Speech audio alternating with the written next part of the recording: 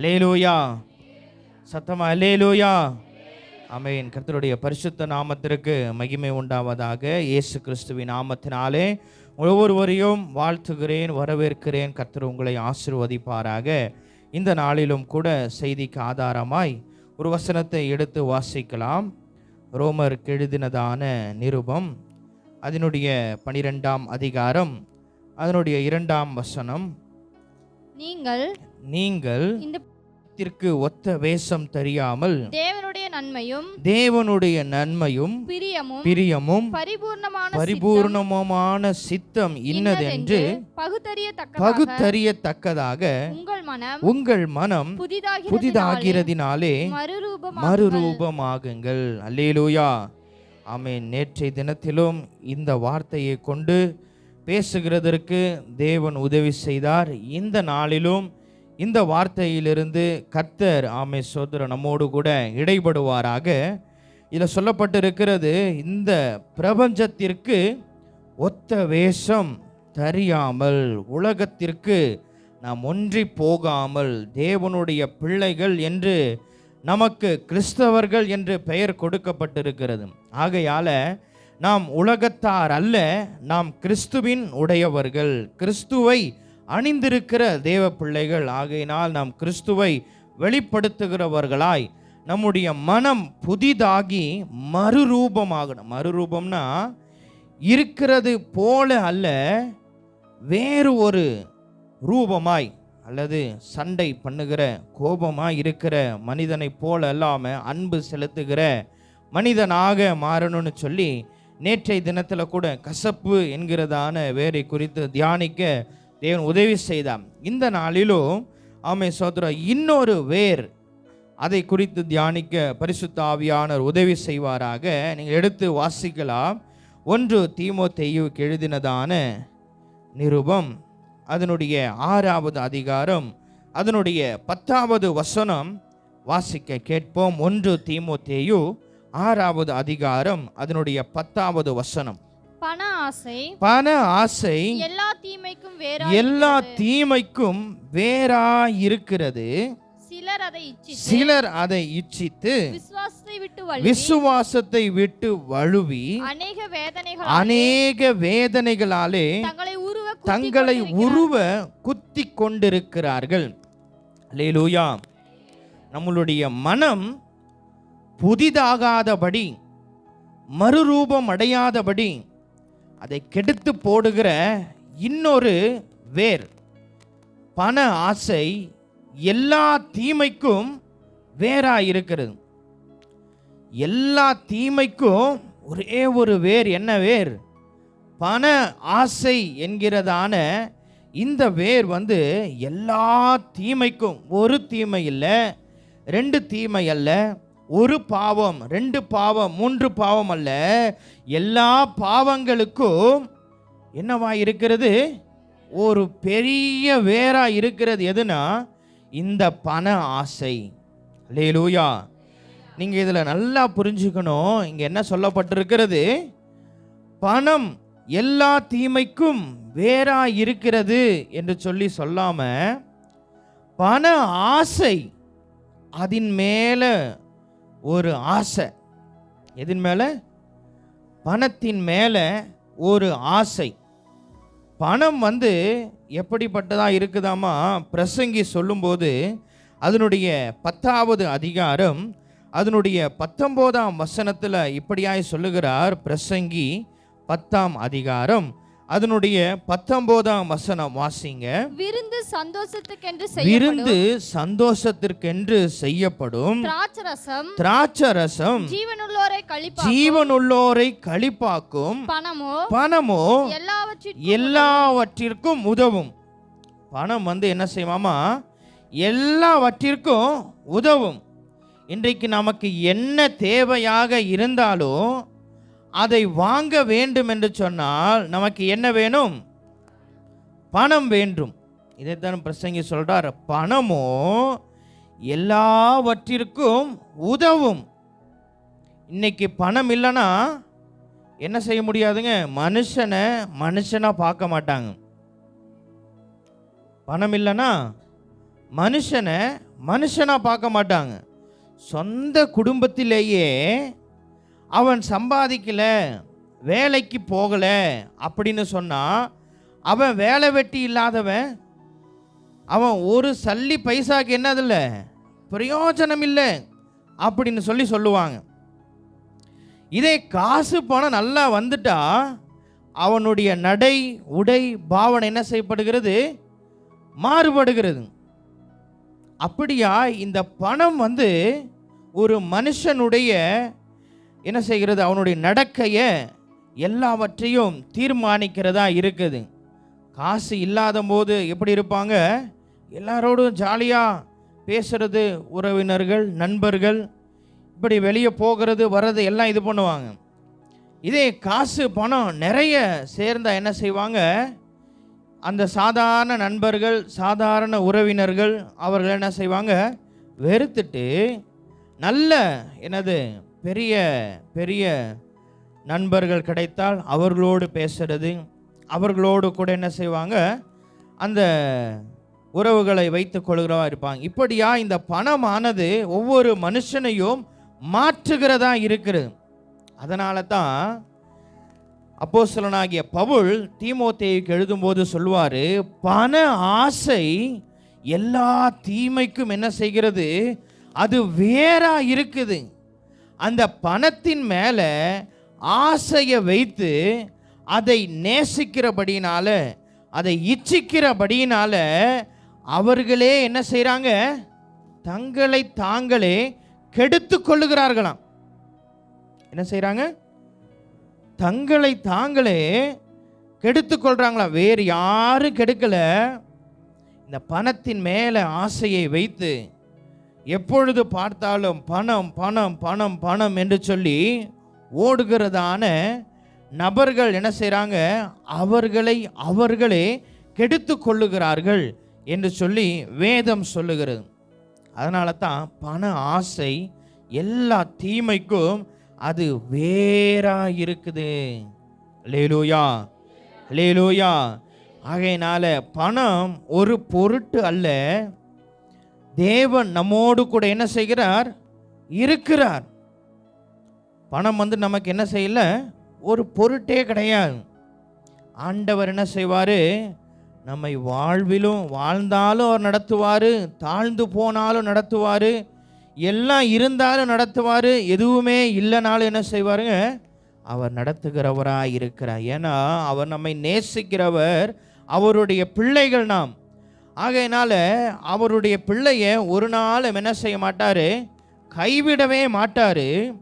இந்த பணத்தை ஆண்டவரை விட்டு இந்த பணத்திற்கு முக்கியத்துவம் கொடுக்கும்போது என்ன நடக்கிறது என்று சொல்லி பார்த்தோன்னா, அதே அதிகாரத்தில் 1 தீமோத்தேயு 6வது அதிகாரம் அதனுடைய 9வது வசனம் இப்படியாய் சொல்லப்பட்டிருக்கிறது. வாசிங்க. 1 தீமோத்தேயு 6வது அதிகாரம் அதனுடைய 9வது வசனம், ஐஸ்வர்யவான்களாக விரும்புகிறவர்கள் சோதனையிலும் கண்ணியிலும் மனுஷரை கேட்டிலும் அழிவிலும் அமிழ்த்துகிற மதிகேடும் சேதமுமான பலவித இச்சைகளிலும் விழுகிறார்கள். என்ன செய்கிறார்களா, ஐஸ்வர்யவானாகணும். இன்னும் எத்தனை நாள் தான் நம்ம என்ன செய்கிறோம், இதே வேலையை செஞ்சுட்டு இதே வருமானத்தை வாங்கிட்டு இதே வீட்டில் இருந்துட்டு என்ன செய்ய போகிறோம், இருக்க போகிறோம். நமக்கும் ஒரு உயர்வு வேணும்ல, நமக்கும் ஒரு உயர்வு வேணும்ல அப்படின்னு சொல்லி எப்படியாவது என்ன செய்யணும், நம்மளும் திடீர் பணக்காரனாக மாறிடணும்.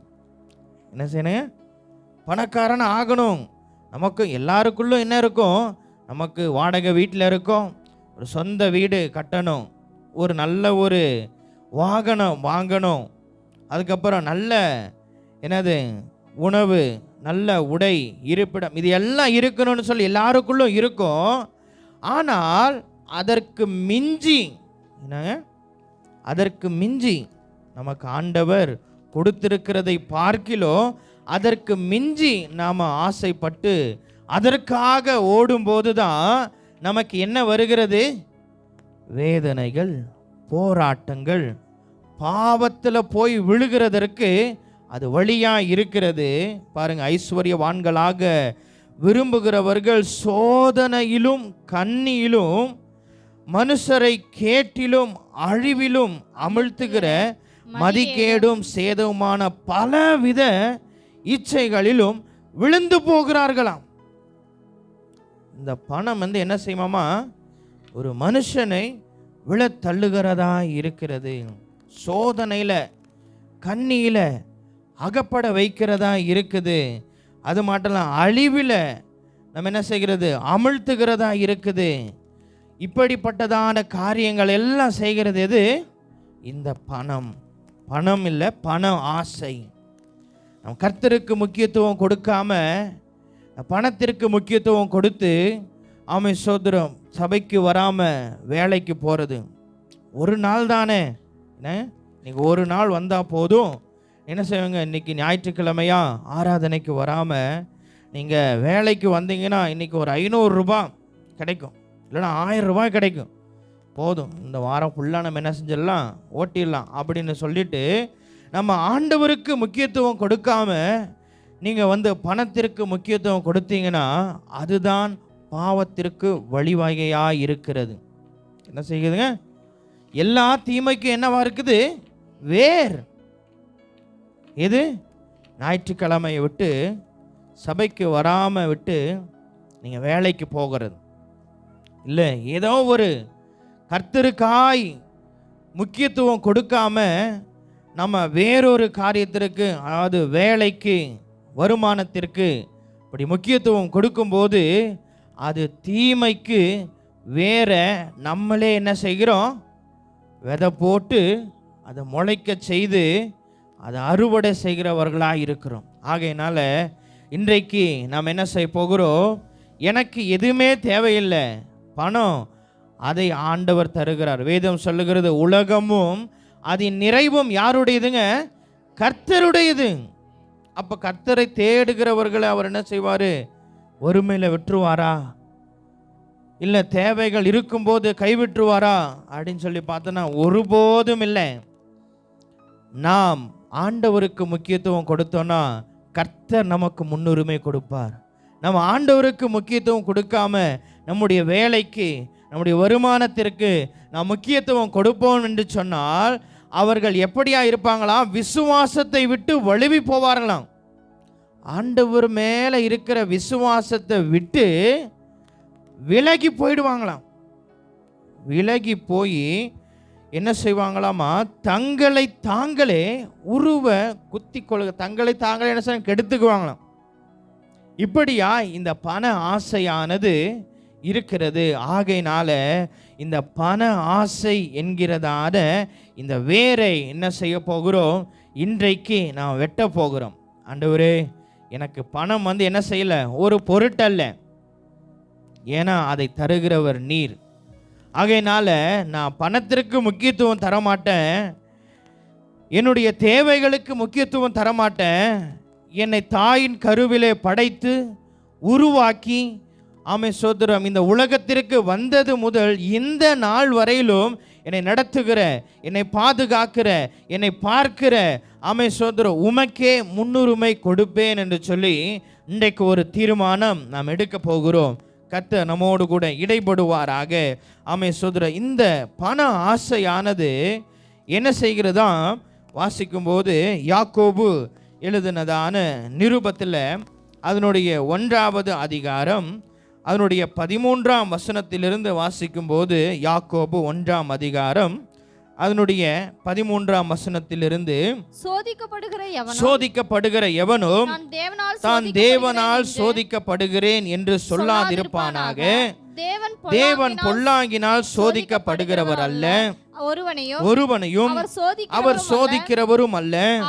அவன் தன் சுய இச்சையினாலே இழுக்கப்பட்டு சிக்குண்டு சோதிக்கப்படுகிறான். பின்பு இச்சையானது கர்ப்பம் தரித்து பாவத்தை பிறப்பிக்கும், பாவம் பூரணமாகும் போது மரணத்தை பிறப்பிக்கும். சோதனை, இந்த பண ஆசை சோதனையில அகப்பட வைக்குது. ஆண்டவர் சொல்லும்போது சொல்றார், சோதிக்கப்படுகிற எவனும் தேவனால சோதிக்கப்படுகிறேன் என்று சொல்லாதிருப்பானாக. ஏன்னா அவன் என்ன செய்கிறானாமா, தன்னுடைய சுய இச்சையினால சோதிக்கப்படுகிறான். என்ன செய்கிறானாமா, எவனும் தன் தேவனால் சோதிக்கப்படுகிறேன் என்று சொல்லாதிருப்பானாக. அதுக்கப்புறம் என்ன அவனவன் தன் சுய இச்சையினாலே இழுக்கப்பட்டு சிக்குண்டு சோதிக்கப்படுகிறான். அப்போ அவன் இச்சை, அந்த பணத்தின் மேலே உள்ள இச்சை ஆசையினால அவன் இழுக்கப்பட்டு அவன் சோதிக்கப்படுகிறான். அதுக்கப்புறம் சொல்லப்படுகிறது பாங்க, இச்சையானது கர்ப்பம் தரித்து என்ன உண்டாக்குமாமா, பாவத்தை உண்டாக்குமாம். பண ஆசை, இச்சை, அது என்னத்தை கொண்டு வரும், பாவத்தை கொண்டு வருகிறதா இருக்கு. அதுதான் எல்லா தீமைக்கும் என்னவா இருக்கிறது, வேர். அந்த பாவம் கர்ப்பம் தரித்து, ஆமென் சோதரம், பாவத்தை பிறப்பிக்கும். பாவம் பூரணமாகும் போது என்ன உண்டாகும், மரணம் பிறப்பிக்கும் என்று சொல்லி இந்த இடத்துல சொல்லப்பட்டிருக்கிறது. அப்போ இந்த பண ஆசை ஒரு மனுஷனை என்ன செய்கிறதாமா, அழித்து போடுகிறது. என்ன செய்கிறதுங்க, ஒரு மனுஷனையே அழித்து போடுகிறது. முதலாவது அவனை விசுவாசத்தை விட்டு விலகி போக பண்ணுகிறது. இரண்டாவது, இந்த பண ஆசை அவனை முழுவதுமாக அழித்து போடுகிறதா இருக்கிறது. அல்லேலூயா, அல்லேலூயா, ஆமென் சோதரன். ஆகையினால நாம் இன்றைக்கு ஒரு தீர்மானத்தோடு கடந்து போகணும். ஆண்டவரே, பண ஆசை என்ன செய்யக்கூடாது, எனக்கு வரக்கூடாது. பணம் தேவைதான், பணம் எல்லாத்துக்குமே உதவும் என்று சொல்லப்பட்டிருக்கிறது. ஆனால் அதை தருகிறவர் யார், தேவன்தான். இங்கே வாசிக்கும் போது, பரத்திலிருந்து ஒருவனுக்கு ஒன்றை கொடுக்கப்பட்டால் ஒழிய அவன் ஒன்றையும் என்ன செய்ய மாட்டானாமா, பெற்றுக்கொள்ள மாட்டானாம். நமக்கு இன்னது தேவை என்பதை யார் அறிந்திருக்கிறார், கர்த்தர் அறிந்திருக்கிறவராக இருக்கிறார். ஆகையினால நாம் என்ன செய்யக்கூடாது, நாம் நம்முடைய வேலைக்கு, நம்முடைய வருமானத்திற்கு, பணத்திற்கு நாம் முக்கியத்துவம் கொடுக்காமல் கர்த்தருக்காய் நாம் முக்கியத்துவம் கொடுக்கும்போது தேவன் நம்மை ஆசீர்வதிக்கிறவராகவே இருக்கிறார். அல்லேலூயா, அல்லேலூயா. இந்த பண ஆசை என்கிறதான வேரினால ஆமென் சோதரம் அவர்களை எப்படி அவர்களை கெடுத்து கொண்டார்கள் என்று சொல்லி இந்த நாளில் நாம் பார்த்து ஆமென் சோதரம் அதற்கு நாம் விலகி நாம் தேவனுக்கு உகந்தபடியாய் நாம் நடப்போம் என்று சொன்னால் கர்த்தர் நம்ம என்ன செய்வார், ஆசீர்வதிக்க அவர் போதுமானவராக இருக்கிறார். அல்லேலூயா. நாம் எடுத்து வாசிக்கலாம் 2 ராஜாக்கள் அதனுடைய 5ஆம் அதிகாரம் அதனுடைய 15ஆம் வசனமும் 16ஆம் வசனமும் வாசிங்க. 2 ராஜாக்கள் அதனுடைய 5ஆம் அதிகாரம் அதனுடைய 15, 16 வசனம். அப்பொழுது அவன் தன் கூட்டத்தோடே எல்லாம் தேவனுடைய மனுஷனிடத்துக்கு திரும்பி வந்து அவனுக்கு முன்பாக நின்று, இதோ இஸ்ரவேலில் இருக்கிற தேவனை தவிர பூமி எங்கும் வேற தேவன் இல்லை என்பதை அறிந்தேன். இப்போதும் உமது அடியேன் கையில் ஒரு காணிக்கை வாங்கிக் கொள்ள வேண்டும் என்றான். அதற்கு அவன், நான் வாங்குகிறது இல்லை என்று கர்த்தருக்கு முன்பாக அவருடைய ஜீவனை கொண்டு சொல்லுகிறேன் என்றான். வாங்க வேண்டும் என்று அவனை வருந்தினாலும் தட்டுதல் பண்ணிவிட்டான். அல்லேலூயா. இந்த இடத்துல யாரை பார்க்கிறோம் என்று சொல்லி பார்த்தோம்னா, நாகமான் என்கிறதான சீரிய தேசத்தினுடைய ராஜாவினுடைய படைத்தலைவனாகிய நாகமான். இவன் யாரிடத்துல வருகிறான், எலிசா என்கிறதான தீர்க்கதரிசியின் இடத்துல வருகிறான். எதனாலன்னு சொல்லி பார்த்தோம்னா, இந்த நாகமான் என்கிறதான தலைவனுக்கு அவனுக்கு ஒரு குஷ்ட ரோகம் இருந்திருக்கு. அவனும் என்ன செஞ்சிருக்கிறான், இப்போ ராஜாவினுடைய படைத்தலைவன் சொன்னா அவங்கிட்ட பணம் இல்லாமல் இருந்திருக்குமா, எல்லா விதமான பணமும் இருந்திருக்கும். அவனும் என்ன செஞ்சிருப்பான், நிறைய வைத்தியர்களை போய் பார்த்துருப்பான். எங்கெங்கேயோ என்ன செஞ்சிருப்பான், போய் நிறைய பணத்தை செலவு பண்ணி அவன் அந்த குஷ்டரோகத்திற்காக மருந்துகளை எல்லாம் என்ன செஞ்சிருப்பான், வாங்கி போட்டிருப்பான். ஆனால் எதுவுமே அவனுக்கு என்ன செய்யலை, பயன் தரலை. இவனோ ஆண்டவரை அறியாத, அவன் சோதர தீர்க்கதரிசியை அறியாத ஒரு அந்நிய மனுஷனாக இருக்கிறான். அப்போ இவனுடைய வீட்டில் வேலை செய்து கொண்டிருந்ததான ஒரு சிறுமி சொல்லுகிறாள், நீங்கள் என்ன செய்யுங்க, இஸ்ரவேல் தேசத்துக்கு போய் அங்கே இருக்கிறதான எங்களுடைய தீர்க்கதரிசியை பார்த்தீங்கன்னா அவர்கிட்ட நீங்கள் உங்களுடைய குஷ்டரோகத்தை சொல்லி நீங்கள் ஜெபம் பண்ணிங்கன்னா உங்களுக்கு என்ன ஆகும், சுகமாகும் அப்படின்னு சொல்கிறான். யாருக்கிட்ட, நாகமானுடைய மனைவி கிட்ட சொல்கிறாங்க. உடனே நாகமானுடைய மனைவி என்ன செய்கிறாங்க, அதை நாகமான் இடத்துல இப்படியாக ஒரு சிறு பெண் என்ன சொல்கிறா, சொன்னான், நீங்கள் என்ன செய்யுங்க, அந்த தீர்க்கதரிசியை போய் பார்த்தீங்கன்னா உங்களுக்கு ஒருவேளை சுகமாகும் அப்படின்னு சொல்கிறான். அப்போது இந்த நாகமான் என்ன செய்கிறான், சரி எல்லா இடத்துக்கும் போயிட்டு வந்தாச்சு, சரி இந்த இஸ்ரேல் தேசத்துக்கும் போய் அந்த தீர்க்கதரிசியும் பார்த்துட்டு வந்துடலாம் அப்படின்னு சொல்லி அவன் போகும்போது என்ன செய்கிறானாமா, அவனோடு கூட அந்த 5ஆம் அதிகாரம் அதனுடைய 5ஆம் வசனத்தை நீங்க வாசிக்கும் போது வாசிங்க. அப்பொழுது சீரியாவின் ராஜா, நல்லது போகலாம், இஸ்ரவேலின் ராஜாவுக்கு நிருபம் தருகிறேன் என்றான். அப்படியே அவன் தன் கையிலே 10 தாலந்து வெள்ளியையும் 6000 சேக்கல் நிறைய பொன்னையும் 10 மாற்று வஸ்திரங்களையும் எடுத்துக்கொண்டு போய், பாருங்க என்ன செய்ய, அந்த நாகமான் ஒருவேளை சுகம் ஆயிடுச்சுன்னா என்ன செய்யலாம், அவனுக்கு காணிக்கையை கொடுக்கலாம் அப்படின்னு சொல்லி தன்னுடைய கையில் 10 தாலந்து வெள்ளியையும் 6000 சேக்கல் நிறை பொன்னையும் 10 மாற்று வஸ்திரங்களையும் என்ன செய்கிறான், எடுத்துக்கொண்டு போறான். யாருக்கிட்ட, இந்த இஸ்ரவேல் ராஜாவின் இடத்துல வருகிறான். அவன் ஒரு நிருபத்தை கொடுக்கிறான். அதை பார்த்து என்ன செய்கிறான், ரெட்டுடுத்தி உனக்கு நான் என்ன செய்ய முடியுமா, சுகப்படுத்த முடியுமோ அப்படின்னு சொல்லி கலங்கி கொண்டிருக்கிறான். அப்போ எலிசா தீர்க்கதரிசி அவனை என்னிடத்தில் என்ன செய்யுங்க, அனுப்புங்க, நான் என்ன செய்கிறேன், அவனுக்கு சுகத்தை தருகிறேன் அப்படின்னு சொல்லி அவனை இங்கே வர சொல்கிறாங்க. யாருக்கிட்ட, இந்த எலிசாவின் இடத்துல இந்த நாகமான் வருகிறான். அப்போ பாருங்க வாசிக்கும்போது அதே அதிகாரத்தில் இங்கே 13ஆம் வசனம் வாசிக்குங்க. அவன் ஊழியக்காரர் சமீபத்தில் வந்து அவனை நோக்கி தகப்பனே, அந்த தீர்க்கதரிசி ஒரு பெரிய காரியத்தை செய்ய உமக்கு சொல்லி இருந்தால் அதை நீர் செய்வீர் அல்லவா, ஸ்நானம் பண்ணும், அப்பொழுது சுத்தமாவீர் என்று அவர் உம்மோடே சொல்லும்போது அதை செய்ய வேண்டியது எத்தனை அதிகம் என்று சொன்னான்.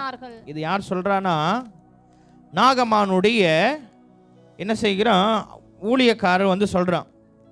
இப்போ இந்த நாகமான் யார் இடத்துல போறா, எலிசாவின் இடத்துல போய் எலிசாவின் இடத்துல பார்த்து அவன் என்ன செய்கிறானா, ஒன்றுமே செய்ய சொல்ல, நீ போய் யோர்தான் நதியில் 7 தரம் முக்கி ஸ்நானம் பண்ணு, உன்னுடைய குஷ்ட ரோகம் என்ன செய்யப்படும், மாறும், போ அப்படின்னு சொல்லி அனுப்பிச்சுட்டான். இந்த நாகமானுக்கு ஒரே கோபம், என்னடா இது, இந்த தீர்க்கதரிசி பெரிய தீர்க்கதரிசின்னு சொல்கிறாங்க, இவன் என்ன செய்யலை, ஒரு மருந்து கொடுக்கல, ஏதாவது என்ன செய்யலை, என்ன இதுன்னு சொல்லிட்டு கூட பார்க்கல, போய் இந்த யோர்தான் நதியில் ஸ்நானம் பண்ணு அப்படின்னு போயிட்டு சொல்லிட்டானே அப்படின்னு சொல்லி ஒரே கோபத்தோடு போகும்போது தான் அவனுடைய ஊழியக்காரர் சொல்கிறாங்க, அவன் ஒரு பெரிய காரியத்தை செய்ய சொல்லியிருந்தா நீங்கள் செஞ்சுருப்பீங்கள்ல, அவன் சொன்னது ஒரு சின்ன காரியம் தானே, 7 டைம் போய் என்ன செய்யணும், யோர்தானில் முக்கி எழுகிறது தானே, போய் எழுந்து தான் பார்ப்போமே அப்படின்னு சொல்லும்போது சரி நம்ம போய் பார்க்கலாம் அப்படின்னு சொல்லி என்ன செய்கிறான், போய் அந்த யோர்தான் நதியில் 7 தரம் முக்கி எழுந்திருக்கும் பொழுது அவனுடைய சரீரம் சிறு பிள்ளையினுடைய சரீரத்தை போல மாறிடுறான். அவனிடத்தில் இருந்த அந்த குஷ்டரோகமும் என்ன செய்யப்பட்டதா, மறைந்து போனதாம். அந்நிய தெய்வத்தை வணங்கி கொண்டிருந்த நாகமான் உடனே சொல்றான் 15ஆம் வசனத்தில். அப்போ சொல்றான், இஸ்ரவேலில் இருக்கிற தேவனை தவிர பூமி எங்கும் வேற தேவன் இல்லை. என்ன சொல்றாங்க? இஸ்ரவேலில் இருக்கிற தேவன் தான்ப்பா உண்மையான தெய்வம், அவரை தவிர வேறு தேவனே இல்லை. நீ என்கிட்ட வந்து என்ன செய்யல, என்னோட குஷ்டரோகத்தை பார்க்கல, உனக்கு எப்படி இருக்குது, சீல் வடிகிறதா, இல்லை வந்துட்டு காயம் மட்டுமா தான் இருக்குதா, இல்லை என்ன சின்னதாக இருக்குதா பெருசாக இருக்குதா, நீ எதையுமே பார்க்கல. நீ போய் என்ன செஞ்ச, நீ யோர்தான் நதியில் முங்கி எழுந்திருச்சு வர சொன்ன, அதே போய் முக்கி எழுந்த வந்த உடனே ஆமென் சோதரம் என்னுடைய குஷ்டரோகம் என்ன செய்யப்பட்டது, மாறிற்று என்று சொல்லி அவனிடத்துல வந்து என்ன செய்கிறார், அவனுடைய தேவனை குறித்து புகழுகிறவனா இருக்கிறான். அது மாத்திரமல்ல, அவன் காணிக்கையும் என்ன செய்கிறான், வாங்க வேண்டும் என்று சொல்லி அந்த இடத்துல சொல்லுகிறான். ஆனா இவன் என்ன செய்யல, காணிக்கை எனக்கு வேண்டாம் அப்படின்னு சொல்லிட்டார். யார் சொன்னது? எலிசா சொன்னார். ஆனால் இந்த எலிசாவுக்கு இருக்கிறதான ஊழியக்காரன் கேயாசி என்கிறதான ஒரு நபர் என்ன செய்கிறாரு, அவன் எடுத்து கொண்டு வந்ததான அந்த பணத்தின் மீது, அந்த வஸ்திரத்தின் மீது ஆசைப்பட்டு அதன் மேலே இச்சை வைத்து என்ன செய்கிறானா, பின்னாடியே ஓடுறார். யார் பின்னாடிங்க? இந்த நாகமான் பின்னாடியே ஓடுறாரு. இப்போ இங்கே என்னத்தை அவர் இழந்துட்டு போறாரு, விசுவாசத்தை இழந்துட்டு அவர் போகிறார். எதின் பின்னாடி? பணத்திற்கு பின்னாடி போகிறார், ஓடுறார். போனா கூட பரவாயில்ல, பணத்தை எடுத்துக்கொண்டு போய்கிட்டு இருக்கிறாங்க, வஸ்திரத்தை எடுத்துக்கொண்டு போயிட்டு இருக்கிறாங்க. அதை எப்படியாவது என்ன செய்யணும், வாங்கி ஆகணும். இதை சொல்லும்போது அவன் வந்து என்ன செய்கிறானா, ஒரு தீர்மானம் பண்ணி என்ன செய்கிறானாமா, நீங்கள் 20ஆம் வசனம் வாசிக்கும் போது, தேவனுடைய மனுஷனாகிய எலிசாவின் வேலைக்காரன் கேயாசி என்பவன் அந்த சீரியனாகிய நாகமான் கொண்டு வந்ததை என் ஆண்டவன் அவன் கையிலே வாங்காமல் அவனை விட்டுவிட்டார். நான் அவன் பிறகே ஓடி அவன் கையிலே ஏதாகிலும் வாங்குவேன் என்று கர்த்தருடைய ஜீவன் மேல ஆணையிட்டான். யாருடைய ஜீவன் மேல ஆணையிட்டு போறான்? கர்த்தருடைய ஜீவன் மேல ஆணையிட்டு, ஆண்டவரே நான் என்ன செய்வேன், எலிசாவின் இடத்துல வந்து அவன் கொடுத்தான், ஆனா என்ன செய்யல, இவர் வாங்கல, நான் இன்னைக்கு கண்டிப்பா என்ன செய்வேன், ஓடி போய் நான் அதை அவங்ககிட்ட ஏதாகிலும் வாங்குவேன்னு சொல்லி உங்க மேல நான் ஆணையிட்டு சொல்றேன்ப்பான்னு சொல்லி யார் மேல சொல்றான்? கர்த்தர் மேல ஆணையிட்டு சொல்றான். யார் பின்னாடி போக போறான்?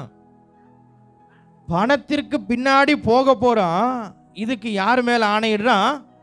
கர்த்தர் மேல ஆணையிட்டு, ஆண்டவரே நான் ஏதாகிலும் என்ன செய்ய போகிறேன், வாங்க போறேன், நான் ஏதாகிலும் வாங்கிட்டு நான் வருவேன்னு சொல்லி கர்த்தர் பேரில் அவன் ஆணையிட்டு வைராக்கியமாய் பின்னாடியே ஓடனான. என்ன செய்கிறாங்க, பின்னாடியே நாகமானை பின்தொடர்ந்து ஓடி போகிறான்.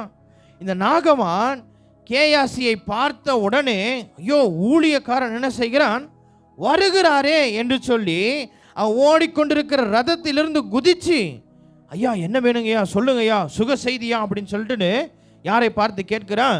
கேயாசியை பார்த்து கேட்கிறான். இப்போ இந்த கேயாசி என்ன சொல்லுகிறார் என்று சொல்லி பார்த்தோன்னு சொன்னா 22ஆம் வசனம் வாசிங்களேன். அதற்கு அவன் சுக செய்திதான் தீர்க்கதரிசிகளின் புத்திரரில் 2 வாலிபர் இப்பொழுதுதான் எப்பிராயிம் மலைதேசத்தில் இருந்து என்னிடத்தில் வந்தார்கள். அவர்களுக்கு 1 தாலந்து வெள்ளியையும் 2 மாற்று வஸ்திரங்களையும் தர வேண்டும் என்று கேட்க என் எஜமான் என்னை அனுப்பினார் என்றான். இங்க என்ன சொல்றான்? பொய். என்ன சொல்றாங்க? பொய் சொல்றான். வந்து இப்பொழுதுதான் என்ன செய்கிறாங்க, தீர்க்க தரிசிகளுடைய புத்திரர் 2 பேர் வந்திருக்கிறாங்க. அவர்களுக்கு வஸ்திரத்தையும் வெள்ளியையும் நீங்கள் தரணும் அப்படின்னு சொல்லி யார் என்னை அனுப்பினாருன்னு சொல்கிறான்? எலிசா, என்னுடைய எஜமான் என்னை அனுப்பினாருங்க அப்படின்னு சொல்லி இந்த நாகமான் இடத்துல கேட்கிறான். ஃபஸ்ட்டு ஆண்டவர் மேலே ஆணையிட்டான். அதுக்கப்புறம் ஓடி வந்து என்ன செய்கிறான், பொய் சொல்கிறான். இப்போ பாவம் மேலே பாவம் என்ன செஞ்சுக்கிட்டு இருக்குது, பெருகிட்டே போகுது. இப்போ வாங்கிட்டு வந்ததுக்கு அப்புறமா அவன் கேட்ட உடனே என்ன செஞ்சிட்டான், அப்படியா சரி நான் அதிகமாகவே கொடுத்து அவனால் தூக்கிட்டு போக முடியாதுன்னு சொல்லி அதற்கு 2 வேலைக்காரனை அனுப்பி என்ன செய்கிறான், அனுப்பி விடுகிறான். அவன் வந்ததுக்கு அப்புறமா அதையெல்லாம் வாங்கிட்டு தன்னுடைய வீட்டில் கொண்டு போய் வச்சதுக்கு அப்புறமா அப்படியே யாருக்கு முன்னாடி நிற்கிறா, எலிசா முன்னாடி நிற்கிறார். அப்போ எலிசா கேட்குறாரு, கேயாசி எங்கப்பா போயிருந்த நீயே அப்படின்னு சொல்லி கேட்கும்போது, ஆண்டவரே நான் என்ன செய்யலை, எங்கேயும் போகலை, இங்கே தான்ப்பா இருக்கிறேன் நான் அப்படின்னு சொல்லி யாரிடத்துல சொல்கிறா, எலிசாவின் இடத்துல திரும்பவும் ஒரு பொய். என்ன செய்யுதுங்க, திரும்பவும் ஒரு பொய். பாருங்க, பணம், அந்த பணத்தினுடைய ஆசை ஒரு மனிதனை எப்படியாய் மாற்றுகிறது என்று சொல்லி பாருங்க. ஃபஸ்ட்டு ஆண்டவர் மேலே ஆணையிட்டு என்ன செய்கிறான், வைராக்கியத்தோடு போகிறான். அவனிடத்தில் ஏதாவது நான் ஒன்று வாங்குவேன் அப்படின்னு சொல்லி அங்கே போய் இப்பொழுது தான் என்ன செஞ்சுருக்கிறாங்க, தீர்க்க தரிசனுடைய புத்திரர்கள் வந்திருக்கிறாங்க அப்படின்னு சொல்லி அங்கே ஒரு பொய். திரும்பவும் எலிசாவின் இடத்துல நான் எங்கேயுமே போகலை, இங்கே தான் இருக்கிறேன் நான் அப்படின்னு சொல்லி எலிசாவின் இடத்திலும் ஒரு பொய் சொல்லுகிறான் இந்த கேயாசி. அப்போ இந்த எலிசா சொன்னார், நீ அங்கே ஓடி போய் அந்த நாகமான் உன்னிடத்தில் குதித்து திரும்பி வரும்போது உனக்கு என்ன வேணும், சுக செய்தியா அப்படின்னு சொல்லி கேட்க வரும்போது என்னுடைய மனம், யாருடைய மனங்க, எலிசாவினுடைய மனம் உன்னோடு கூட செல்லவில்லையா, உன்னோடு கூட வரலையா, அதை வாங்காத வேண்டான்னு சொல்லலையா அப்படின்னு சொல்லி இந்த எலிசா யாரை பார்த்து கேட்கிறார், இந்த கேயாசியை பார்த்து கேட்கிறார். அதனால் அந்த இடத்துல சொல்கிறார் பாருங்க, நீங்கள் வாசிக்கும் போது 26ஆம் வசனம் வாசிங்களேன். அப்பொழுது அவன் இவனை பார்த்து, அந்த மனுஷன் உனக்கு எதிர்கொண்டு வர தன் ரதத்திலிருந்து இறங்கி திரும்புகிற போது என் மனம் உன்னுடன் கூட செல்லவில்லையா, பணத்தை வாங்குகிறதற்கும் வஸ்திரங்களையும் ஒலிவ தோப்புகளையும் திராட்சை தோட்டங்களையும் ஆடு மாடுகளையும் வேலைக்காரரையோ வேலைக்காரிகளையோ வாங்குகிறதற்கு இது காலமா? அப்ப இவனுடைய இருதயத்தில் இருக்கிறத யார் சொல்றா, எலிசா சொல்றார். இவனுடைய இருதயத்தில் என்ன இருக்குது பார்க்கும்போது, வஸ்திரங்களை பணத்தை வாங்கணும், ஒலிவ தோப்புகள், என்ன சொல்லியிருக்குதுங்க, ஒலிவ தோப்புகள் திராட்சை தோட்டங்கள் ஆடு மாடுகள் வேலைக்காரரையும் வாங்கணும் அப்படின்னு சொல்லி யாருடைய இருதயத்தில் இருக்குது, கேயாசினுடைய இருதயத்தில் இருக்கிறது. இப்போ ஆண்டவருக்கு முக்கியத்துவம் கொடுக்காம பணத்திற்கு முக்கியத்துவம் கொடுக்கும்போது அதன் மேலே ஆசைப்பட்டு அதை இச்சித்து என்னென்னலாம் வாங்கணும்னு சொல்லி அவனுடைய இருதயத்தில் ஒரு லிஸ்ட்டே போட்டு வச்சிருக்கிறாரு. என்ன லிஸ்ட்டுங்க, ஒலிவ தோட்டம் வாங்கணும், திராட்சை தோட்டம் வாங்கணும், அதுக்கப்புறம் ஆடு மாடு மிருக ஜீவன்களை வாங்கணும், அதுக்கப்புறம் வேலைக்காரரை வாங்கணும், வேலைக்காரிகளை வாங்கணும்னு சொல்லி அவனுடைய இருதயத்தில் ஒரு பெரிய லிஸ்ட்டே வச்சிருக்கிறாரு.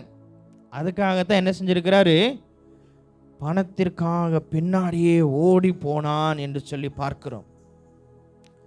இன்றைக்கு ஆண்டவருடைய பிள்ளைகளாகிய நாம் இன்றைக்கு எதர் பின்னாடி போகிறோம்? நமக்கு என்ன தேவையா இருக்கிறது?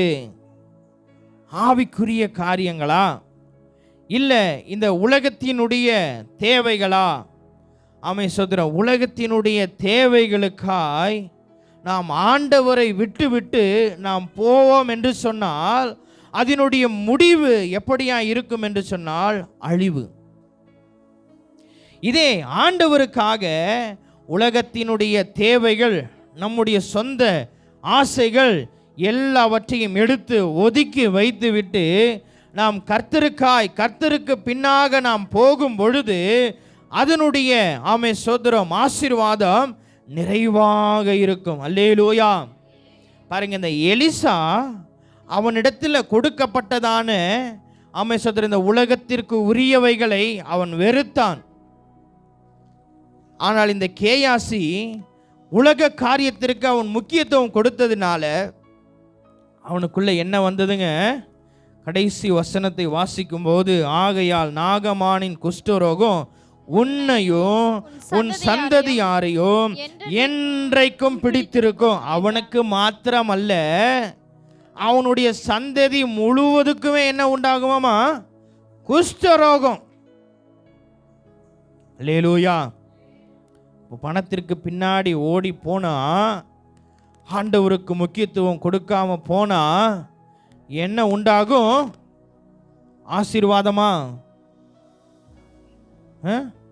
அழிவுதான். அதான் பண ஆசை எல்லா தீமைக்கும் என்ன செய்யப்பட்டிருக்கிறது? வேறா இருக்கிறது. ஆகையினால நாம் பணம் ஒரு பொருட்டாக எல்லாவற்றிற்கும் தேவையாக இருந்தாலும் அதை கர்த்தர் தருவார் என்கிறதான விசுவாசத்தோடு இருக்கணும். ஆனால் இந்த பண ஆசை அந்த விசுவாசத்தை விட்டு விலகி போக பண்ணுகிறது. நமக்கு சாபத்தை கொண்டு வருகிறது. ஆசீர்வாதத்தை அல்ல, சாபத்தை கொண்டு வந்து நம்ம கடைசியில் நம்ம ஒன்றுமே இல்லாமல் அழித்து போடுகிறதா இருக்கிறது. ஆகையினால இன்றைக்கு ஒரு தீர்மானம், எனக்கு பணம் வந்துட்டு ஒரு பொருட்டல்ல, அதை தருகிறவர் கர்த்தர். நான் பணத்திற்கு பின்னாடி என்ன செய்ய மாட்டேன், போக மாட்டேன். ஆண்டவர் என்னுடைய தேவைகளுக்கு அவர் சந்திக்கிறவராய் இருக்கிறார் என்று சொல்லி நம்ம ஒரு தீர்மானம் எடுக்கிறவர்களாக இருக்கு. இன்னொரு நபரை குறித்து நாம் வாசிக்கும் போது யோசுவாவினுடைய புஸ்தகத்தில் 7வது அதிகாரம் அதனுடைய 1வது வசனத்தை வாசிக்கும் போது, யோசுவா 7வது அதிகாரம் அதனுடைய 1வது வசனம், இஸ்ரவேல் புத்திரர் சாபத்தீடானதிலே துரோகம் பண்ணினார்கள். எப்படி எனில், யூதா கோத்திரத்து சேராகுடைய குமாரனாகிய சப்தியின் மகன் கர்மிக்கு பிறந்த ஆகான் என்பவன் சாபத்தீடானதிலே சிலதை எடுத்துக்கொண்டான். ஆகையால் இஸ்ரவேல் புத்திரர் மேல் கர்த்தருடைய கோபம் மூண்டது. இஸ்ரவேல் ஒருவன் செய்கிற தப்புனால அங்க இருக்கிறதான எல்லா ஜனத்து மேலே யாருடைய கோபம் வந்தது? கர்த்தருடைய கோபம் வந்தது. எரிகோ கோட்டை அவள் கானான் தேசத்துக்கு போகும்போது எரிகோவானது பெரிய கோட்டையாக இருந்துச்சு. அது அவங்களுக்கு தடையாக இருந்தது. அப்போ யோசுவாவினிடத்தில் ஆண்டவர் பார்த்து சொல்கிறாரு, இந்த எரிகோவை சுற்றி எக்காலங்களை ஊதி என்ன செய்யுங்க, ஆர்ப்பரிங்க. ஒவ்வொரு நாளைக்கு ஒவ்வொரு முறை சுற்றி வாங்க. 7வது நாளைக்கு நீங்கள் 7 முறை ஆசாரியர்கள் எக்காலங்களை எடுத்துக்கொண்டு என்ன செய்யுங்க, 7 முறை சுற்றி வந்து நீங்கள் ஆர்ப்பரிக்கும் போது என்ன செய்யப்படும்? அந்த எரிகோ கோட்டை தகர்க்கப்படும் என்று சொல்லி சொன்னார். அதே மாதிரி என்ன செஞ்சாங்க? அதை எல்லாம் தகர்த்து போட்டாங்க இதனுடைய முந்தைய அதிகாரத்தில். ஆனால் சொல்லும்போது அந்த எரிகோ என்பதற்கு சாபம் என்று அர்த்தம். அதில் இருக்கிறதான பொருட்களின் மேலே, சாபத்தீடான பொருட்களின் மேலே யாரும் எதையும் என்ன செய்யக்கூடாது? எடுக்கக்கூடாது. இதில் நீங்கள் எச்சரிக்கையாக இருங்க அப்படின்னு சொல்லி ஆண்டவர் வந்து சொல்லுகிறவராக இருக்கிறார்.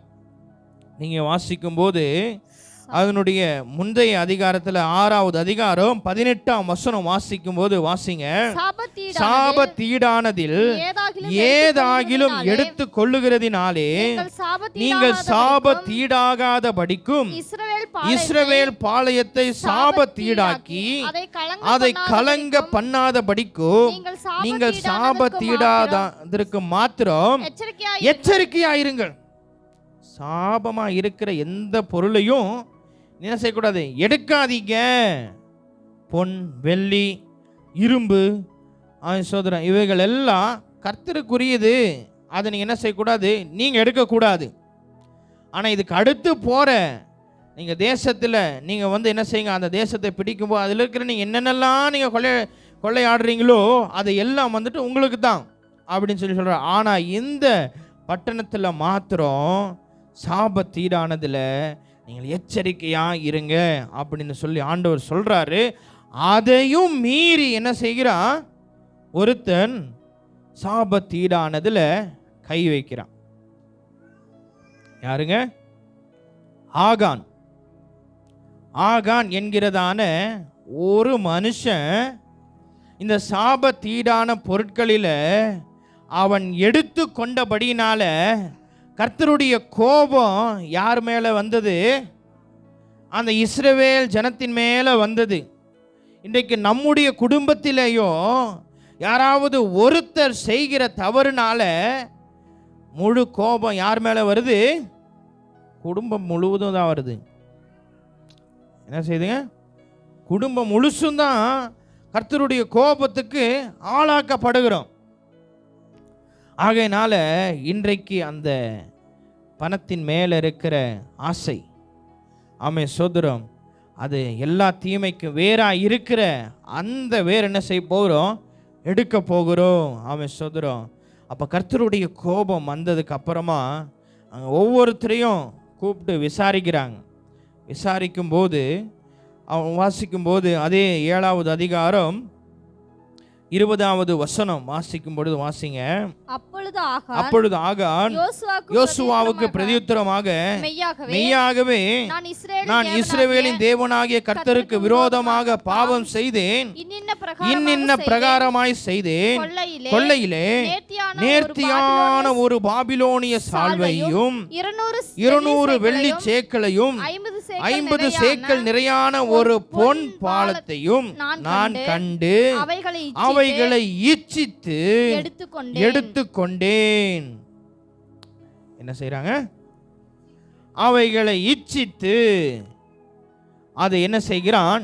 எடுத்துக்கொண்டேன் என்று சொல்லி இந்த யோசுவாவின் இடத்துல வந்து சொல்லுகிறான். யோசுவாவும் இதற்கு காரணம் யாரு அப்படின்னு சொல்லி கேட்கும்போது இவன் அப்பவே என்ன செஞ்சிருக்கலாம்? ஐயோ, இதற்கு காரணம் நான் தான், என்னை மன்னிச்சிருங்க, ஏதோ தெரியாமல் எடுத்துட்டேன் அப்படின்னு சொல்லி கொண்டு வந்து முன்னாடி நிற்கல. இப்போ இவங்க எல்லாரும் வந்து கூடியிருந்து இவன் 12 கோத்திரத்திலிருந்து சீட்டு போட்டு எடுக்கிறாங்க. அதுக்கப்புறமா ஒரு கோத்திரம், அந்த கோத்திரத்தில் யாருன்னு சொல்லி சீட்டு போட்டு எடுக்கிறாங்க. அதுக்கப்புறம் திரும்ப யாருன்னு பார்த்தா ஒவ்வொன்றா வரும்போது இந்த ஆகான் என்று சொல்லி வருகிறது. அப்போ தான் வந்து என்ன சொல்கிறான்? அது வரைக்கும் அவன் கம்முன்னு இருக்கிறான். என்ன செய்யறான்? கம்முன்னு இருந்து அதுக்கப்புறம் வந்து நான் தான் எடுத்தேன், பாவம் செய்தேன், கர்த்தருக்கு விரோதமாய் பாவம் செய்தேன் அப்படின்னு சொல்லி சொல்றா. உன்னால இந்த இஸ்ரவேல் ஜனம் முழுசு என்ன செய்யப்பட்டிருக்கிறது?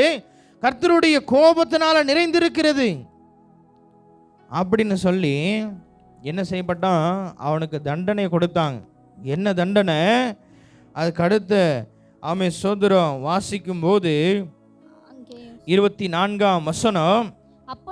அப்பொழுது யோசுவாவும் இஸ்ரவேல் எல்லாரும் கூட சேராகின் புத்திரனாகிய ஆகானையும் அந்த வெள்ளியையும் சால்வையையும் பொன் பாலத்தையும் அவன் குமாரரையும் குமாரத்திகளையும் அவன் மாடுகளையும் கழுதைகளையும் ஆடுகளையும் அவன் கூடாரத்தையும் அவனுக்குள்ள யாவையும் எடுத்து ஆகோர் பள்ளத்தாக்குக்கு கொண்டு போனார்கள்.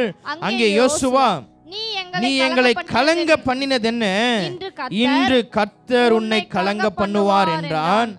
அப்பொழுது இஸ்ரவேல் எல்லாரும் அவன் மேல கல்லெறிந்து அவைகளை அக்கினிலே சுட்டெரித்து கற்களினால மூடினார்கள். பாருங்க, பண ஆசை அவனை மட்டும் அழிக்கல, அவனுடைய ஜீவனை மட்டும் அழிக்கல, அவனுடைய மனைவி, அவனுடைய பிள்ளைகள், அவனுடைய சந்ததிகள் எல்லாரையும், ஆகான்லேருந்து அவனுக்குள்ள இருக்கிற எந்தெந்த பிள்ளைகள் சந்ததிகள் தலைமுறைகள் இருக்குதோ எல்லாரையும், அவங்கள மட்டும் இல்லை, அவன் வைத்திருந்த ஆடு மாடு மிருகஜன் எல்லாத்தையும் என்ன செஞ்சாங்களாம்? கல்லெறிந்து சுட்டெரித்து போட்டார்கள் என்று சொல்லி பார்க்கிறோம். இச்சையானது பாவத்தை பிறப்பிக்கிறது. பாவம் பூரணம் அடைந்த பிற்பாடு என்ன உண்டாகும்? மரணம் உண்டாகும். ஆகையினால நாம் நம்முடைய ஆசை விருப்பம் பணத்தின் மேலே இல்லாமல் யார் மேலே இருக்கணும்? கர்த்தர் மேலே இருக்கணும். அல்லேலூயா, அல்லேலூயா. கர்த்தரின் மேலே இருக்கணும். நாம் அதை ஒரு பொருட்டாக எண்ணாமல் நாம் என்ன செய்யணும்? போதும் என்கிற மனதுடனே கூட இருக்கணும். நீங்கள் வாசிக்கும் போது ஆமே சோதரம் 1 தீமோத்தேயு 6வது அதிகாரம் அதனுடைய ஆமே சோதரம் 5ஆம் வசனத்திலிருந்து வாசிங்க. கெட்ட சிந்தையுள்ளவர்கள் 6வது வசனத்திலிருந்து வாசிங்க. போதும் என்கிற மனதுடனே கூடிய தேவ பக்தியே மிகுந்த ஆதாயம். வாசிங்க. உலகத்திலே நாம் ஒன்றும் கொண்டு வந்ததும் இல்லை, இதிலிருந்து நாம் ஒன்றும் கொண்டு போவதும் இல்லை என்பது நிச்சயம். உண்ணவும் உடுக்கவும் நமக்கு உண்டாயிருந்தால் அதுவே போதும் என்று இருப்போ. போதும் என்கிற மனதுடனே கூடிய தேவ பக்தி. இந்த இடத்துல என்ன வேர் முளைக்கணும்? தேவ பக்தி என்கிறதான வேர் முளைச்சிச்சுன்னு வச்சுக்கோங்களேன், நமக்குள்ள இருக்கிற எல்லா தீமைக்கும் வேறா இருக்கிற ஒன்றும் வராது. என்னங்க? எல்லா தீமைக்கும் வேறா இருக்கிற இந்த பண ஆசை, பாவம் எதுவுமே வராதபடி எது நம்மை பாதுகாக்குன்னு சொன்னா இந்த தேவ பக்தி. அதனால தான் தேவ பக்தி இருந்துச்சுன்னா அவனுக்கு போதுங்கிற மனம் வந்துடும். என்னத்தை நம்ம இந்த உலகத்தில் நம்ம கொண்டு வந்திருக்கிறோம், என்னத்தை நம்ம கொண்டு போக போகிறோம்? காசு, பணம், நிலம், வீடு எல்லாத்தையும் கொண்டு போவோமா? கண்ணில் சின்னது, காதில், மூக்கில், விரலில் போட்டிருந்தா கூட என்ன செய்வாங்க? வைக்கும்போது அதை எல்லாம் உருவிட்டு தான் அடக்கமே பண்ணுறாங்க. ஆகையினால நாம் நமக்குள்ள என்ன இருக்கணும்? தேவ பக்தி இருக்கணும், விசுவாசம் இருக்கணும். அப்படி இருக்கும்போது தேவன் என்ன செய்வார்? நம்மை நடத்துகிறவராக இருக்கிறார். நம்மை பாதுகாக்கிறவராக இருக்கிறார். பணம் எல்லாவற்றிற்கும் தேவைதான்.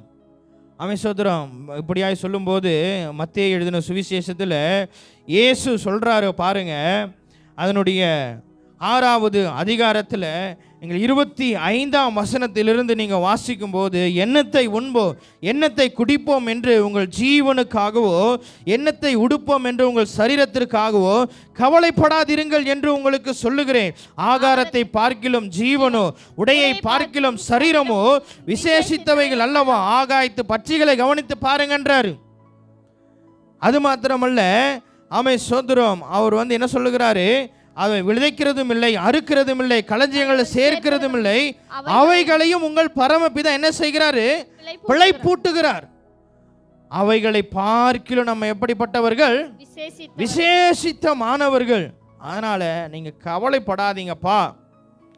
நீங்க முதலாவது ஆண்டவருக்கு நீங்கள் இடத்தை கொடுக்கும் போது, நீங்கள் என்னென்னலாம் நீங்க தேவை என்று சொல்லி இருக்கிறீர்களோ அவைகளை எல்லாம் என்ன செய்கிறாரா? கூட தருகிறவராய் இருக்கிறாராம். 33ஆம் வசனம், முதலாவது தேவனுடைய ராஜ்யத்தையோ அவருடைய நீதியையும் தேடும் பொழுது உங்களுக்கு தேவையான எல்லாவற்றையும் ஆண்டவர் என்ன செய்கிறாரு? கூட ஃப்ரீயா தராராம். என்ன தருகிறாருங்க? ஃப்ரீ. அப்ப நம்ம இன்றைக்கு எதற்கு பின்னாடி போய் கொண்டிருக்கிறோம்? எது நம்முடைய வேரா இருக்கிறது?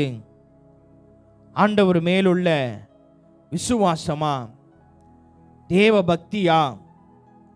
சோதனை இல்லை, பணம், பொருள் இவைகளின் மேல் உள்ள ஆசையா என்று சொல்லி இன்றைக்கு நாம் ஒரு கணம் நம்மை நாமே ஆராய்ந்து பார்க்க வேண்டும்.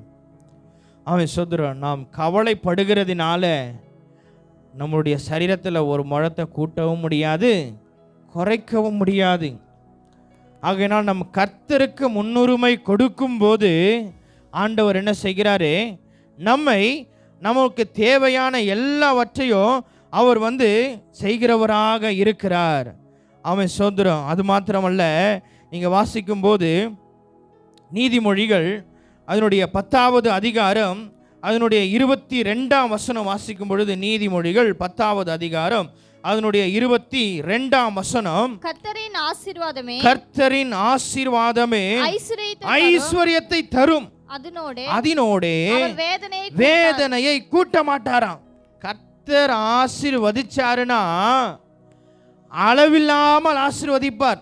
எப்பொழுது அவருக்கு முன்னுரிமை கொடுத்து, அவருக்கு என்ன செய்யணுமா, முக்கியத்துவம் கொடுத்து, தன்னுடைய ஆசை விருப்பங்கள் எல்லாவற்றையும் ஒதுக்கி வைத்து அவரையே நாடி இருக்கும்போது அவர் ஆசீர்வதிக்கிறவராக இருக்கிறார். அந்த ஆசீர்வாதம் என்னத்தை கொண்டு வருகிறதா? ஐஸ்வர்யத்தை கொண்டு வருகிறது. அதனோடு என்ன செய்ய மாட்டாராம்? வேதனையை கூட்ட மாட்டாராம். இப்போ நம்மளா பணத்திற்கு பின்னாடி ஓடி போனால் என்ன உண்டாகும்? வேதனை உண்டாகும். ஆனால் ஆண்டவரை தேடி போனால் அவரே எல்லாத்தையும் கொடுத்து வேதனையை தராம சமாதானத்தை தராராம். அல்லேலூயா, அல்லேலூயா. இன்னொரு வசனத்தை வாசிக்கும் போது பிலிப்பியர் 4வது அதிகாரம் அதனுடைய 19ஆம் வசனத்தில் வாசிக்கும் போது, பிலிப்பியர் 4வது அதிகாரம் அதனுடைய 19ஆம் வசனம், என் தேவன் தம்முடைய ஐஸ்வர்யத்தினாலே உங்கள் குறைவுகளை எல்லாம் கிறிஸ்து இயேசுவுக்குள் மகிமையிலே நிறைவாக்குவார். அல்லேலூயா. அப்ப நம்ம ஆண்டவரை தேடும் பொழுது கிறிஸ்துவானவர் அவர் என்ன செய்கிறாராமா? நம்முடைய குறைவுகளை எல்லாம் அவர் மகிமையிலே நிறைவாக்குகிறவராக இருக்கிறார். அல்லேலூயா, அல்லேலூயா. ஆகையினால நமக்கு இது தேவையா இருக்கிறதே, நமக்கு தேவையா இருக்கிறதே. அதனால இன்றைக்கு ஒரு நாள் மாத்திரம் சபைக்கு போகாம நம்ம என்ன செய்வோம்? வேலைக்கு போயிட்டு வந்துடுவோம். இன்னைக்கு ஒரு நாள் மாத்திரம் என்ன செய்வோம்? வேலைக்கு போயிட்டு வருவோம் அப்படின்னு சொல்லி நாம் கர்த்தருக்கு முக்கியத்துவத்தை கொடுக்காம நம்மளுடைய சொந்த வேலைகளுக்கு, வருமானத்திற்கு, முக்கியமாய் பணத்திற்கு நாம் முக்கியத்துவம் கொடுக்கும்போது அதனோடு வேதனையும், அதனோடு என்ன செய்வோமா? பாவமும், அதனோடு அழிவும் வரும். ஆனால் கர்த்தருக்கு முக்கியத்துவம் கொடுக்கும்போது கர்த்தர் என்ன செய்கிறாரு? எல்லாவற்றையும் நமக்கு இலவசமாக தருகிறார். அல்லேலூயா. ஆகையினால இன்றைக்கு ஒரு தீர்மானம் எடுப்போம். எனக்கு ஒரு பணம் ஒரு பொருட்டல்ல, ஆனால் கர்த்தர் நீர் எனக்கு வேணும் ஆண்டவரே. என்னுடைய ஆசை நீங்களா இருக்கணும், என்னுடைய விருப்பம் நீங்களா இருக்கணும். எனக்கு பணம் வேண்டாம், பொருள் வேண்டாம், ஆஸ்தி வேண்டாம், அந்தஸ்து வேண்டாம், எனக்கு நீங்க மட்டும் போதும்பா அப்படின்னு சொல்லி அவரை நோக்கி வருகிற ஒவ்வொரு மேலும் என்ன உண்டாகுமா? கிருபை உண்டாகும், ஆசீர்வாதம் உண்டாகும். அவர்களை தேவன் உயர்த்துகிறவராகவே இருக்கிறார். அல்லேலூயா, அல்லேலூயா. நம்ம எல்லாரும் எழும்பி நின்று ஆமே சோதர் இந்த நேரத்தில் நாம் ஜெபிக்க போகிறோம். ஆமேன். ஆண்டவரே நல்லவரே, உமக்கு ஸ்தோத்திரம் ராஜா. இந்த பிரபஞ்சத்திற்கு ஒத்த வேஷம் தரிக்க கூடாது ராஜா. இந்த உலகத்தில் இருக்கிறவங்க எல்லாம் பணத்திற்கு முக்கியத்துவம் கொடுத்து தன்னுடைய குடும்பத்தை கூட கவனிக்க முடியாம, தன்னுடைய பிள்ளைகளை கூட கவனிக்க முடியாம, தன்னுடைய பெற்றோர்களை கூட கவனிக்க முடியாம, ஆமேன் சோதரம் தன்னுடைய ஆமேன் மனைவியை கூட கவனிக்க முடியாம, தன்னுடைய கணவரை கூட கவனிக்க முடியாம, இன்றைக்கு பணத்திற்காக அநேகர் ஆண்டவரே ஆமே சோதர தங்களுடைய சந்தோஷத்தை இழந்து, தங்களுடைய சமாதானத்தை இழந்து, ஆமேன் ஆண்டவரே பணத்திற்கு பின்னாடி இரவும் பகலும் போய்கொண்டு இருக்கிறாங்க. ஆனாலும் ஆண்டவரே நாங்களோ அப்படி இராமல் அப்பா, ஆமேன் எங்களை பிரித்ததன் நோக்கம், எங்களை வேர் பிரித்து எடுத்ததன் நோக்கம், ஆமேன் ஆண்டவரே உமக்கு உரியவர்களாய் நாங்கள் இருக்கணும். எங்களுடைய வாழ்க்கையில நாங்கள் எதற்கும் முக்கியத்துவம் கொடுக்க கூடாது ராஜா. உமக்கு மாத்திரமே நாங்கள் முக்கியத்துவம் கொடுக்கணும், உமக்கு மாத்திரமே நாங்கள் முக்கியத்துவம் கொடுக்கணும். எங்களுக்குள்ள இருக்கிறதான ஆமேன் ஆண்டவரே உங்களுக்கும் ஆமேன் ஆண்டவர் எங்களுக்கும் இடையில ஆமேன் தடையை பண்ணுகிறதான எல்லா பாவத்தின் கிரியைகள், ஆமேன் ஆண்டவரை எல்லா விதமான ஆமேன் ஆண்டவர் எசப்பாமக்கு ஸ்தோத்திரம், ஆமேன் மாம்சத்தின் கிரியைகள் நிர்மூலமாக்கப்படணும் ஆண்டவரே, நிர்மூலமாக்கப்படணும் ஆண்டவரே என்று என்று சொல்லி எல்லாரும் கண்களை மூடி ஒப்பு கொடுப்போமா? ஆண்டவரே உமக்கு நன்றி ராஜா, நன்றி ராஜா, நன்றி ராஜா. ஓ ரிஷகதரலதரபபா. ஆமென். ஆண்டவரே, என்னுடைய மனதை கெடுத்து போடுகிற எல்லா பொல்லாத வேர்களையோ நான் இன்றோடு ஆண்டவரே நான் வெட்டி எரிகிறேன் ஆண்டவரே, அதை அறுத்து போடுகிறேன் ஆண்டவரே. எனக்குள்ள அப்பா அன்பு விதைக்கப்படணும், எனக்குள்ள ஆண்டவரே சமாதானம் விதைக்கப்படணும், எனக்குள்ள பரிசுத்தம் விதைக்கப்படணும். ஆமென் ஆண்டவரே, ஆமென் ஆண்டவரே. விசுவாசம் இன்றைக்கு கற்றுக்கொண்டது போல விசுவாசம் விதைக்கப்படணும் ஆண்டவரே. ஒரு நாளும் ராஜா உம்முடைய சமூகத்தை விட்டு போகாதபடி, ஆமென் ஆண்டவரே, பணத்திற்கு பின்னாடி நான் போகாதபடி தேவ ஆவியானவர் என்னோடு கூட இருந்து என்னை நடத்துவீராக. எல்லாரும் ஆமென் சோதர வாய்களை திறந்து ரிஷகதரலதரபா. ஆவியானவரே, ஆவியானவரே உமக்கு நன்றி ராஜா, நன்றி ராஜா, நன்றி ராஜா, நன்றி ராஜா, நன்றி ராஜா. ஓ நல்லவரே உமக்கு ஸ்தோத்திரம், நல்லவரே உமக்கு ஸ்தோத்திரம், நல்லவரே உமக்கு ஸ்தோத்திரம். அப்பா எங்களோடு கூட இடைப்படுவீராக, எங்களோடு கூட இடைப்படுவீராக, எங்களோடு கூட இடைப்படுவீராகப்பா. எல்லா பொல்லாத கிரியைகளையோ ஆமென் எல்லா பிசாசினுடைய கிரியைகளையோ இன்றோடு ஆண்டவரே நாங்கள் வெட்டி எறிகிறோம். பரிசுத்தத்தை நாங்கள் தரித்து கொள்ளணும், விசுவாசத்தை நாங்கள் தரித்து கொள்ளணும், அன்பை நாங்கள் தரித்து கொள்ளணும். உம்மை தகப்பனே நாங்கள் பிரதிபலிக்கிறவர்களாய், மறுரூபம் அடைகிறவர்களாய், ஆமென் ஆண்டவரே, நாங்கள் எல்லா ஜனங்களுக்கு முன்பாக நாங்கள் சாட்சியாய் நிற்கணும்னு சொல்லி எல்லாரும் ஜோமுனமா ரிகடதரலதரபரபா. ஆமென் ஆண்டவரே, ஆமென் ஆண்டவரே, ஆமென் ஆண்டவரே, ஆமென் ஆண்டவரே. ஓ நீர் பெரியவர், நீர் பெரியவர் ஆண்டவரே. ஆமென் தகப்பனே, கர்த்தர் எங்களோடு கூட இருக்கிறீங்க, கர்த்தர் எங்களோடு கூட இருக்கிறீங்க. எங்களுக்கு இன்னது தேவை என்பதை தேவனீர் அறிந்திருக்கிறீங்க ஆவியானவரே. ஆமென். எங்களை ஒரு நாள் கைவிடுகிற தேவன் அல்ல, எங்களை ஒரு நாள் விட்டு விலகுகிற தேவன் அல்ல. ஆமென் தகப்பன் ஏசப்பா மரண பரியந்தோ எங்களோடு கூட இருந்து நடத்துகிற தேவ. ஆமென். நான் மரண இருளின் பள்ளத்தாக்கில நடந்தாலும் பொல்லாப்புக்கு பயப்படேன், தேவர் என்னோடு கூட இருக்கிறீர். ஆமென் ஆண்டவர், ஆமென் ஆண்டவர், ஆமென் ஆண்டவர், ஆமென் ஆண்டவரே. ஓ ரிஷகதரலதரகடதரபபா. ஆவியானவரே, ஒரு புதிய பலனை தாருங்க, ஒரு புதிய பலனை தாருங்க, ஒரு புதிய கிருபையை தாருங்க. ஆமென் ஆண்டவரே, ஆமென் ஆண்டவர், ஆமென் ஆண்டவரே. என்னுடைய இருதயத்தில் நான் மறுரூபம் அடைய விடாமல் தடை பண்ணுகிற எல்லா விதமான மாம்சத்தின் கிரியைகள் அழிவதாக என்று சொல்லி ஒப்பு கொடுங்க. ஒரு தீர்மானம் பண்ணுங்க. நேற்றைய தினத்தில் ஆமென் கசப்பு என்கிறதான வேரை குறித்து பார்த்தோம். அந்த கசப்பு என்கிறதான வே எனக்குள்ள இருக்கக்கூடாது. இன்றைக்கு பண ஆசை என்கிறதான வே எனக்கு இருக்கக்கூடாது என்று சொல்லி எல்லாரும் ஜோமனமா ரிகடதரலரபபா. ஓ ரிஷேகே தே ரே ரே ரே ரே ரே. ஓ ரிகல அந்துரனத ரிகபல அதுரிகபல வலர சங்கபலதரபரபா. ஆமென் ஆண்டவரே, ஆமென் ஆண்டவரே, ஆமென் ஆண்டவரே, ஆமென் ஆண்டவரே. நீர் மாத்திரம் நீர் கிரியை செய்வீராக, நீர் மாத்திரம் நீர் கிரியை செய்வீராக, நீர் மாத்திரம் நீர் கிரியை செய்வீராகப்பா.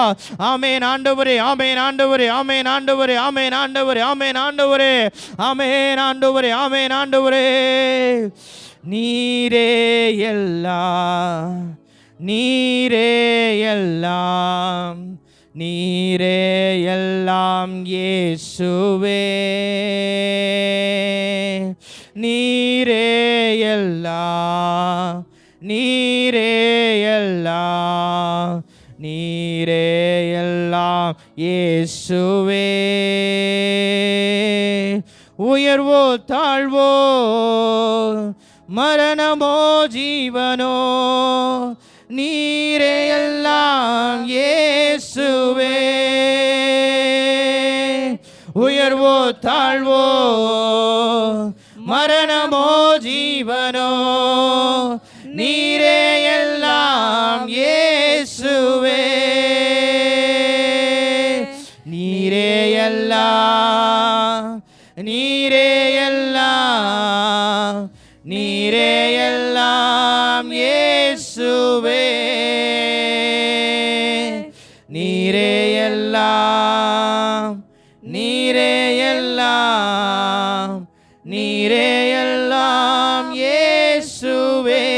நான் நேசிப்பேன் அப்பா, நேசிப்பேன், நேசிப்பேன், நேசிப்பேன் இயேசுவை. நேசிப்பேன், நேசிப்பேன்,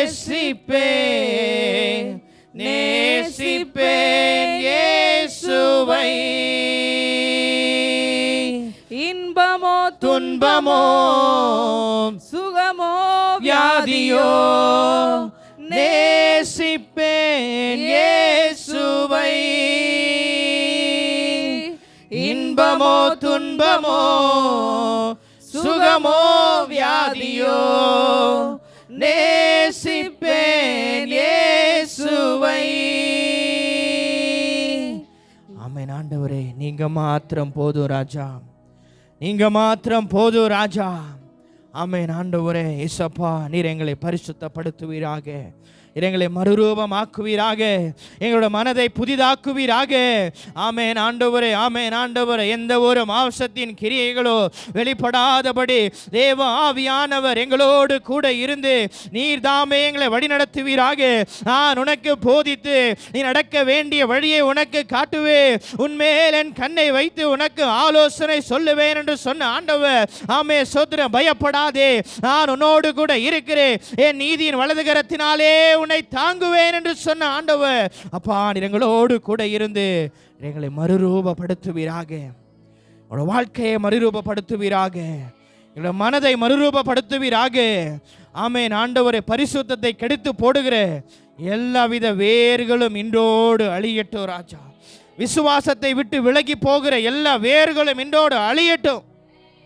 ஆமென் ஆண்டவரே, இன்றைக்கு ஒரு தீர்மானத்தோடு கடந்து போக கர்த்தர் உதவி செய்வீராக. ஆமென். அன்று இன்னும் உம்மில அதிகமாய் அன்பு கூற, இன்னும் உம்மை அதிகமாய் நேசிக்க, இன்னும் உமக்கு அதிகமாய் நேரத்தை செலவிட கர்த்தர் நீர் கிருபை செய்வீராகப்பா. ஆசீர்வதிங்க, எங்களை பலப்படுத்துங்கப்பா. ஆமென்.